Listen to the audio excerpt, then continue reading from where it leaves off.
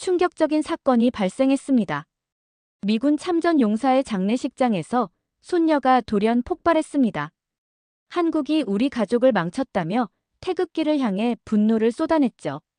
하지만 그 후 발견된 할아버지의 유품은 모든 것을 뒤바꿔 놓았습니다. 낡은 테이프에서 흘러나온 건 바로 아리랑이었거든요.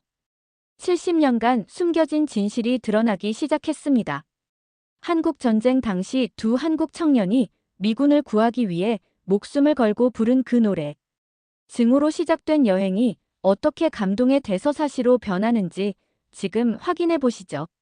그 전에 구독과 잠깐 좋아요 꼭 구독과 댓글을 눌러주세요. 남겨주시면 영상을 한가지가 만드는 사가 힘이 됩니다. 저는 버지니아주 알링턴의 한 교회 앞에 서 있었습니다. 외할아버지의 장례식장이었죠. 참석자들이 모두 군복을 입고 있었어요. 미군 장성들, 참전 용사들, 그리고 태극기까지 걸려 있더군요. 관 위에 놓인 훈장들을 보는 순간 제 안의 분노가 터졌습니다. 이 모든 영광이 뭐 대수라는 거죠? 목소리가 떨렸어요. 우리 가족을 망친 건 바로 한국 때문인데 말입니다. 장내가 얼어붙었습니다. 장성 한 분이 저를 말리려 했지만 전 멈출 수 없었어요. 외할아버지는 한국에서 돌아온 뒤로 한 번도 우리와 제대로 이야기하지 않으셨어요. 그 땅이 우리 할아버지를 앗아갔다고요. 참석자들의 시선이 차가웠습니다. 하지만 전 상관없었어요. 평생 품어온 원망을 토해내는 순간이었거든요. 그날 밤 외할아버지의 유품을 정리하다가 낡은 미니 카세트 하나를 발견했습니다. 옆에는 715 S 그 노래라고 적힌 메모가 있었죠. 호기심에 재생 버튼을 눌렀어요. 치지지직. 이쪽은 알파 소대, 응답하라 오버. 전쟁터의 무전음이 흘러나왔습니다. 그런데 그 뒤로 들린 건 허밍이었어요. 낮고 애절한 남성의 목소리가 어떤 멜로디를 흥얼거리고 있었죠. 아리랑, 아리랑, 아라리요. 전 깜짝 놀랐습니다. 한국 민요 아리랑이었거든요. 외할아버지가 한국 노래를 부르고 있었다니요. 이건 말이 안 됐어요. 평생 한국 이야기는 입에 올리지도 않던 분이 말입니다. 테이프를 몇 번이고 다시 들어봤어요. 허밍 뒤로는 총성과 폭발음이 섞여 있었습니다. 그리고 마지막에 이 S 고맙다 라는 희미한 속삭임이 들렸죠. S가 누구일까요? 왜 외할아버지는 이 테이프를 숨기고 있었던 걸까요? 그리고 무엇보다 왜 한국 노래를 부르고 있었던 거죠? 잠이 오지 않았습니다. 머릿속엔 온통 의문만 가득했어요. 분명 뭔가 숨겨진 진실이 있을 거라는 확신이 들었습니다. 외할아버지의 침묵 뒤에는 우리가 모르는 이야기가 있다는 걸 느꼈거든요. 저는 워싱턴 D.C.의 국립기록보관소로 향했습니다. 상관인 제임스 PD에게 테이프를 보여주며 말했죠. 이 허밍의 정체를 알아야 해요. 분명 뭔가 숨겨진 이야기가 있을 겁니다. 제임스는 테이프를 대충 들어보더니 코웃음을 쳤어요.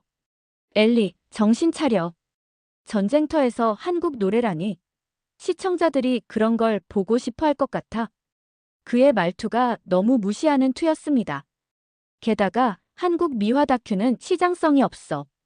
우리 시청자층은 서구적 관점을 원한다고. 제 얼굴이 달아올랐어요. 시장성이요?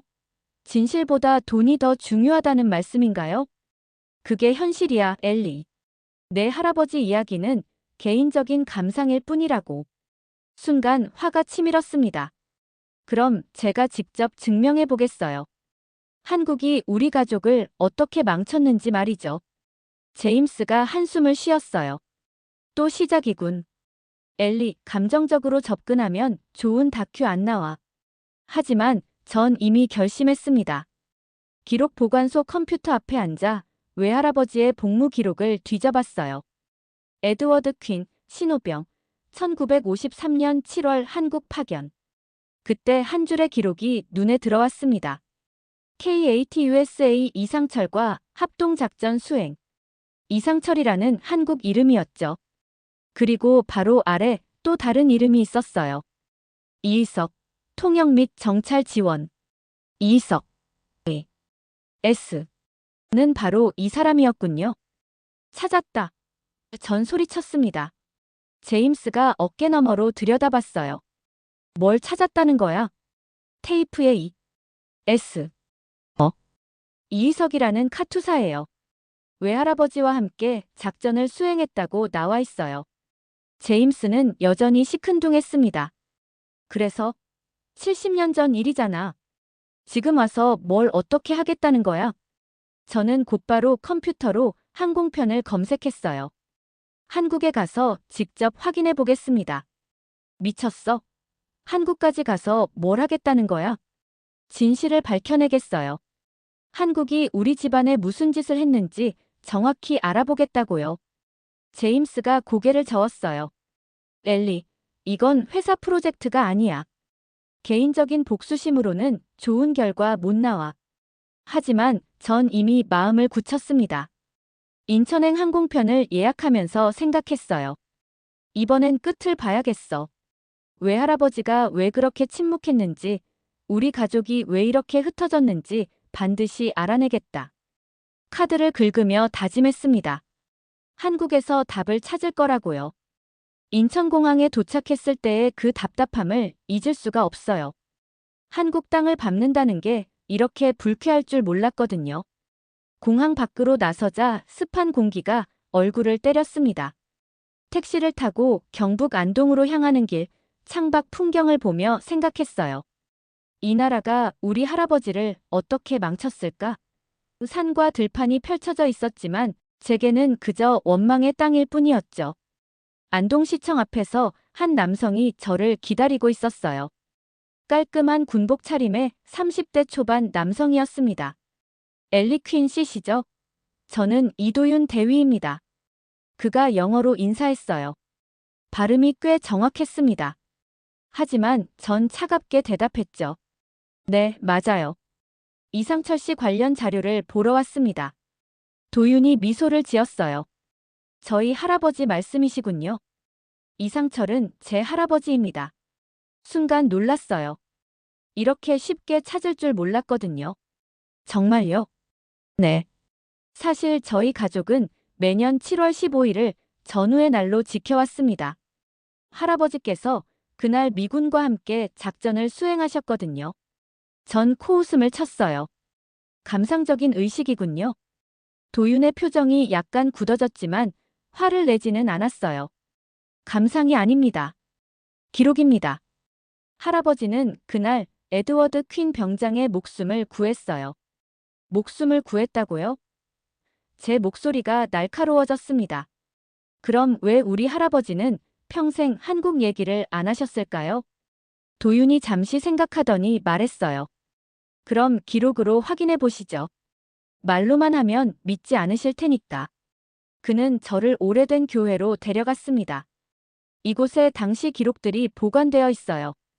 군 기록, 사진, 그리고 할아버지가 직접 쓴 일기까지요. 교회 목사님이 나와서 인사했어요. 70대 정도 되어 보이는 분이었습니다. 미국에서 오셨군요. 이상철 할아버지 이야기 때문에 오신 건가요? 네, 맞습니다. 목사님이 고개를 끄덕였어요. 그분은 참 의로운 분이셨어요. 전쟁 후에도 계속 미군 전우들을 기억하며 기도하셨거든요. 전 여전히 의심스러워했어요. 기도요? 그게 뭔 소용이 있죠? 도윤이 제 어깨를 돌아봤습니다. 퀸 씨, 한국 사람들은 은혜를 절대 잊지 않습니다. 그게 우리 방식이에요. 은혜라니요? 전쟁터에서 무슨 은혜요? 당신 할아버지가 우리 할아버지 생명을 지켜준 날, 우리 가족은 매년 국기를 걸었습니다. 70년 동안 말이죠. 그 말에 잠시 말문이 막혔어요. 70년이라니. 제가 태어나기도 전부터 그들은 외할아버지를 기억하고 있었다는 말이네요. 목사님이 열쇠를 꺼내며 말했어요. 자, 그럼 창고로 가보시죠. 거기 모든 기록이 있습니다. 창고 문이 열리는 순간 곰팡이 냄새와 함께 오래된 상자들이 보였어요. 도윤이 그중 하나를 열어 보였습니다. 이게 바로 그 기록들입니다. 창고 안은 먼지투성이었어요. 도윤이 손전등을 켜며 상자를 하나씩 열어보기 시작했습니다. 세 번째 상자에서 뭔가 나왔어요. 이거예요. 도윤이 소리쳤습니다. 낡은 종이 뭉치였어요. 그 안에는 흑백 사진들이 들어있었습니다. 미군과 한국군이 함께 찍은 사진들이었죠. 그중 한 장에서 젊은 외할아버지의 모습을 발견했어요. 이 사람이 에드워드 퀸 병장이군요. 도윤이 사진을 가리켰습니다. 외할아버지 옆에는 두 명의 한국 청년이 서 있었어요. 한 명은 건장한 체격이었고 다른 한 명은 좀 더 왜소했습니다. 이쪽이 우리 할아버지 이상철이고 저쪽이 이희석이에요. 이희석. 바로 테이프의 이. S. 였네요. 그런데 사진 밑에서 더 놀라운 걸 발견했습니다. 오선지에 손으로 쓴 악보였어요. 제목은 아리랑 변주곡 마이너스 현악 사중 주용이었습니다. 이게 뭐죠? 제가 물었어요. 목사님이 설명했어요. 이희석 학도병이 음악을 전공했거든요. 전쟁 중에도 틈틈이 작곡을 했다고 해요. 악보를 자세히 보니 완성되지 않았어요. 중간 부분에 빈마디들이 있었습니다. 그리고 맨 아래 구석에 서명이 있었죠. A. S. 이희석. 이상하네요. 전 중얼거렸어요. 전쟁터에서 음악이라니. 도윤이 진지하게 말했어요. 이상한 게 아닙니다. 그래서 우리가 살아남은 거예요. 무슨 뜻이죠? 음악은 절망을 이기는 힘이거든요. 할아버지 말씀으론 밤마다 이희석이 아리랑을 불러줬대요. 그 노래를 들으면 고향 생각이 나서 힘이 났다고 하셨어요. 전 믿기 어려웠어요. 총소리가 울리는 전쟁터에서 노래라니요. 그렇기 때문입니다. 목사님이 끼어들었어요. 전쟁이 인간성을 빼앗을 때 음악은 그걸 지켜주거든요. 악보 여백에는 연필로 쓴 메모들이 있었어요. 7월 15일 에드워드를 위해 전우들과 함께 연주하고 싶다. 고향에 돌아가면 완성하자. 하지만 그는 고향에 돌아가지 못했나 봐요. 악보가 미완성인 걸 보니 말이죠. 이희석은 어떻게 됐어요? 제가 물었습니다. 도윤의 표정이 어두워졌어요. 7월 15일 작전에서 부상당했어요. 심각한 부상이었죠. 그래서 악보를 완성 못한 거군요. 네. 하지만 이 악보는 할아버지가 계속 보관하셨어요. 언젠간 누군가 완성해 줄 거라고 믿으면서요. 전 악보를 다시 들여다봤어요. 음표들 사이사이에서 뭔가 간절한 마음이 느껴졌습니다. 전쟁의 공포 속에서도 아름다운 걸 만들려 했던 누군가의 마음이요. 이거 복사할 수 있을까요? 제가 물었어요. 물론이죠. 하지만 왜요? 잘 모르겠어요. 그냥 뭔가 해야 할 것 같아서요. 도윤이 미소 지었어요. 그럼 내일 더 자세한 기록을 보여드릴게요. 7월 15일 그날 정확히 무슨 일이 있었는지 말이죠. 다음 날 아침 도윤이 더 많은 자료를 가져왔어요. 군 기록 보관소에서 가져온 무전 기록과 이상철 할아버지의 일기였습니다. 이게 1953년 7월 15일 기록이에요. 도윤이 낡은 종이를 펼쳤어요. 무전 기록을 읽어보니 끔찍했어요. 알파 소대 포위됨, 지원 요청, 에드워드 퀸 병장 고립 상태, 적군 포위망 축소 중. 외할아버지가 포위됐다는 말이네요. 네. 그날 밤 상황이 정말 나빴어요. 할아버지 일기를 보시죠. 이상철의 일기는 한글로 쓰여 있었는데 도윤이 번역해줬어요. 에드워드 형님이 위험하다. 이희석과 함께 구하러 가기로 했다. 어둠 속에서 길을 잃지 않도록 신호가 필요하다. 그 다음 줄이 충격적이었어요. 의석이가 좋은 생각을 냈다. 아리랑을 부르면서 손전등으로 신호를 보내자고 했다. 적들은 한국 노래를 모를 테니까. 제 심장이 뛰기 시작했어요. 테이프의 허밍이 떠올랐거든요. 밤 11시경 의석이와 함께 출발했다. 적진을 뚫고 들어가면서 아리랑을 작게 불렀다. 형님이 우리 목소리를 듣고 방향을 찾기를 바라면서. 도윤이 무전 기록을 다시 가리켰어요. 여기 봐요. 11시 23분 기록입니다. 미확인 신호음 감지, 아군으로 추정, 구조작전 진행이라고 적혀 있었어요. 그리고 이게 결정적이에요. 도윤이 다른 페이지를 넘겼습니다. 이상철의 일기 마지막 부분이었어요. 형님을 찾았다. 참호에 숨어 계셨다. 의석이가 아리랑 마지막 구절을 부르며 손전등을 흔들었더니 형님이 알아보셨다. 그런데 그 다음 문장에서 가슴이 무너져 내렸어요. 하지만 적군이 우리를 발견했다. 의석이가 먼저 총을 맞았다. 나도 어깨에 총상을 입었지만 형님을 끝까지 지켜내겠다. 이의석이 죽었다는 말이에요? 도윤이 고개를 저었어요. 다행히 목숨은 건졌어요. 하지만 다리에 심한 부상을 입어서 음악가로서의 꿈은 포기해야 했죠. 전 무릎이 꺾이는 것 같았어요. 외할아버지를 구하기 위해 두 한국 청년이 목숨을 걸었다니요. 그럼 외할아버지는 어떻게 된 거죠? 여기 마지막 기록이 있어요. 도윤이 종이를 넘겼습니다. 에드워드 퀸 병장 무사히 구조됨. 이상철이 의석 부상으로 후송. 그리고 맨 아래 손으로 쓴 메모가 있었어요. 외할아버지의 필체였습니다. 아리랑으로 제 생명을 구했습니다. 그들은 아리랑으로 내 모든 것을 구해주었습니다. 큐. 아리랑으로 제 목숨을 구해줬다. 그들에게 모든 걸 빚지고 있다. 전 주저앉아서 울어버렸어요.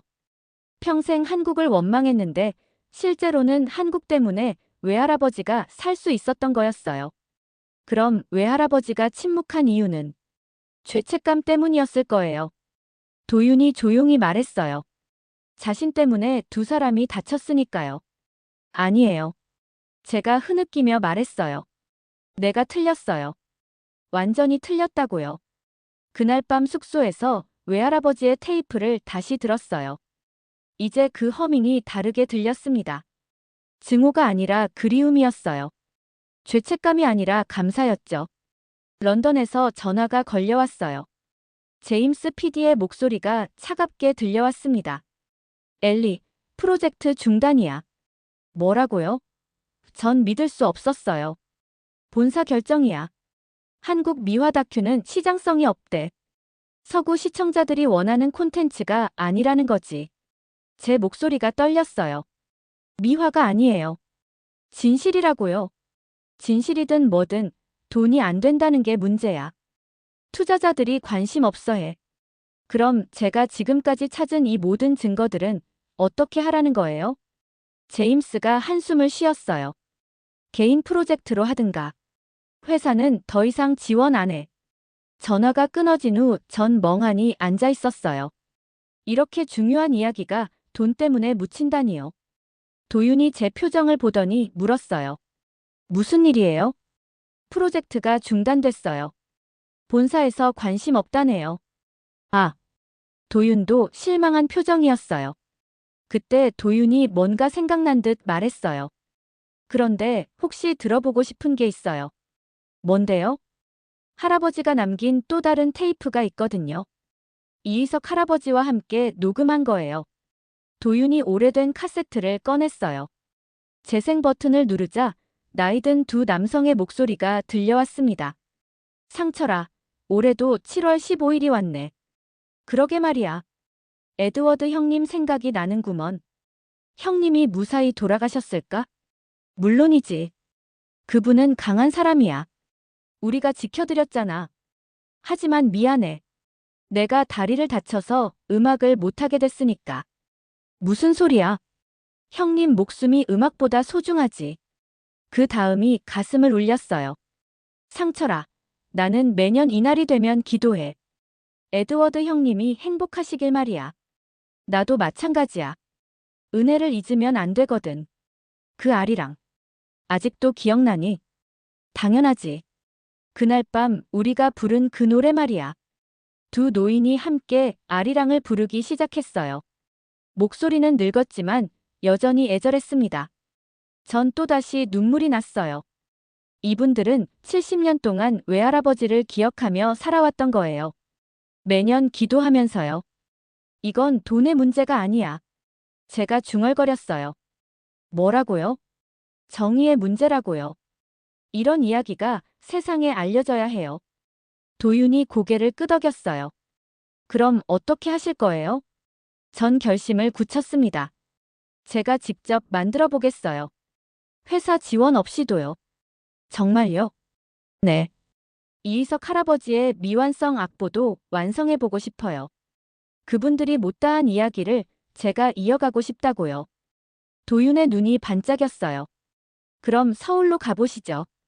거기서 도움을 받을 수 있을 거예요. 어떤 도움이요? 음악가들이요. 이런 이야기에 관심 있는 사람들 말이에요. 그날 밤 서울행 기차표를 예약했어요. 회사는 저를 포기했지만 전 포기할 수 없었거든요. 이 이야기는 반드시 세상에 나가야 했어요. 외할아버지와 두 한국인의 우정이, 그리고 70년간 이어진 은혜가 말이죠. 서울에 도착한 지 일주일째, 전 혼란스러웠어요. 도윤이 소개해준 음악가들을 만났지만 쉽지 않았거든요. 미완성 악보를 완성한다고요? 젊은 작곡가가 고개를 저었어요. 70년 전 작품인데 어떻게 원작자의 의도를 알 수 있죠? 전 이희석의 악보를 펼쳐 보였어요. 여기 빈마디들이 있어요. 분명 뭔가 의미가 있을 거예요. 하지만 추측일 뿐이잖아요. 그때 한 나이든 음악가가 끼어들었어요. 잠깐, 이 악보 좀 보세요. 그분은 악보를 자세히 들여다봤어요. 여기 연필 자국들. 이건 단순한 빈마디가 아니에요. 무슨 뜻이죠? 현장음을 넣으라는 표시 같아요. 여기 보세요. 전쟁터 소리라고 희미하게 적혀 있어요. 정말이었어요. 현미경으로 보니 작은 글씨들이 보였습니다. 전 갑자기 아이디어가 떠올랐어요. 제가 가진 테이프 소리를 넣으면 어떨까요? 무전 기록 말이에요. 네. 외할아버지의 허밍도 있고 총소리, 바람소리도 있거든요. 음악가들의 눈이 반짝였어요. 그거 좋은 생각이네요. 며칠 동안 밤새워 작업했어요. 외할아버지의 허밍을 바탕으로 멜로디를 살리고 전쟁터 소리들을 적절히 배치했습니다. 그러던 중 놀라운 일이 생겼어요. 미군 군악대 교류팀에서 연락이 온 거예요. 한국전 관련 음악 프로젝트라고 들었습니다. 저희도 참여하고 싶어요. 미군 트럼펫 연주자가 말했어요. 아버지가 한국전 참전 용사거든요. 이런 프로젝트에 꼭 참여하고 싶었어요. 드디어 7월 15일이 왔어요. 서울 시내 작은 콘서트홀에서 추모 음악회를 열기로 했습니다. 무대에는 한국 청년 연주자들과 미군 군악대가 함께 앉았어요. 관객석에는 한국전 참전 용사들도 와 계셨죠. 음악이 시작됐어요. 처음에는 조용히 외할아버지의 허밍만 흘러나왔습니다. 그 익숙한 아리랑 선율이 홀을 채웠죠. 점점 바이올린이 합류했어요. 그 다음엔 첼로, 비올라가 이어졌습니다. 미완성이었던 부분에서는 전쟁터의 무전음과 총소리가 들려왔어요.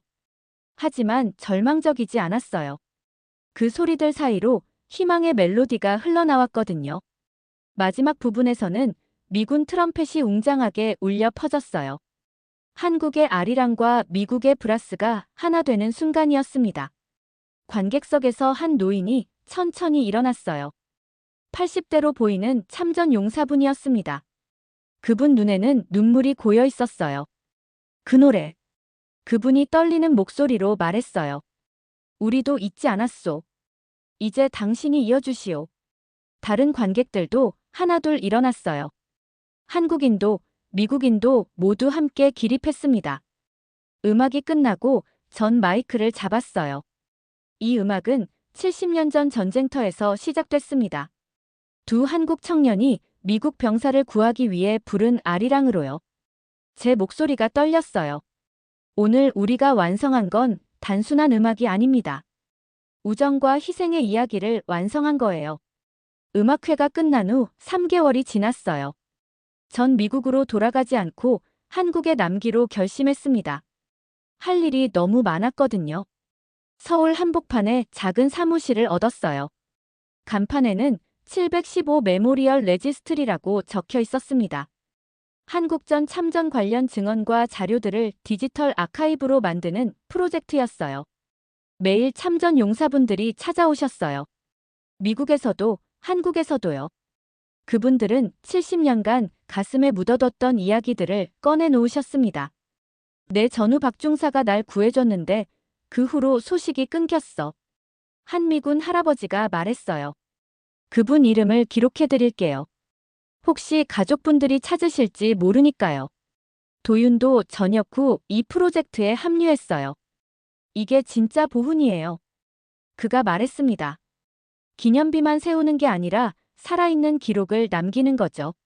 가장 보람된 순간은 재회를 도와드릴 때였어요. 한 한국 할아버지가 찾아오셨거든요. 미군 의무병 윌리엄 스미스를 찾고 있어요. 그 사람이 내 목숨을 구해줬는데. 데이터베이스를 뒤진 끝에 스미스 할아버지의 연락처를 찾았어요. 화상통화로 70년 만에 만남을 주선했죠. 김상사, 정말 당신이야? 스미스 할아버지가 울먹였어요. 윌리엄, 살아계셨구나. 두 할아버지가 화면 너머로 눈물을 흘리는 모습을 보며 전 확신했어요. 이 일이 제 사명이라는 걸 말이에요. 6개월 후에는 더 큰 변화가 있었어요. 미국 국방부에서 공식 협력 제안을 해온 거예요. 715 레지스트리를 양국 정부가 공동으로 지원하겠다는 겁니다. 연락관이 설명했어요. 정말요? 네. 이미 수백 명의 증언을 수집하셨잖아요. 이런 자료는 국가적 자산입니다. 그해 겨울, 전 다시 안동을 찾았어요. 이번엔 특별한 임무가 있었거든요. 교회 마당에는 20여 명의 아이들이 모여 있었어요. 지역 어린이 합창단이었죠. 오늘은 특별한 노래를 배워볼 거예요. 제가 말했어요. 무슨 노래요? 한 아이가 물었습니다. 아리랑이요. 하지만 조금 특별한 아리랑이에요. 전 이의석이 편곡한 악보를 펼쳤어요. 이제는 완성된 버전이었습니다. 이 노래는 70년 전 전쟁터에서 시작됐어요. 한국 청년들이 미국 병사를 구하기 위해 부른 노래죠. 아이들이 호기심 어린 눈으로 바라봤어요. 선생님, 그럼 이 노래가 사람을 구한 거예요? 맞아요. 음악은 때로 생명을 구하기도 해요. 젓가락을 들고 박자를 맞춰줬어요. 아이들이 하나둘 따라 부르기 시작했습니다. 아리랑, 아리랑, 아라리요. 맑은 목소리들이 교회 마당을 가득 채웠어요. 70년 전 전쟁터의 절망적인 노래가 이제는 희망의 합창이 되어 울려 퍼졌습니다. 목사님이 다가와 말했어요. 이제야 진짜 완성된 것 같네요. 네. 음악은 불러야 살아나거든요. 아이들이 부르니까 진짜 살아있는 노래가 됐어요. 그 순간 깨달았어요. 제가 한 일은 단순히 기록을 남기는 게 아니었어요. 과거와 현재를, 증오와 사랑을, 전쟁과 평화를 연결하는 다리를 놓은 거였죠. 음악은 국경도, 세대도, 시간도 넘어 우리를 잇는다.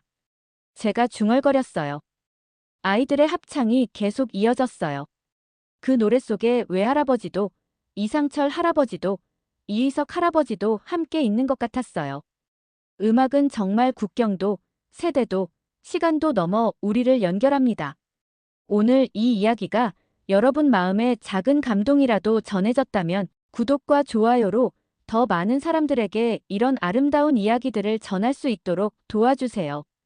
감사합니다.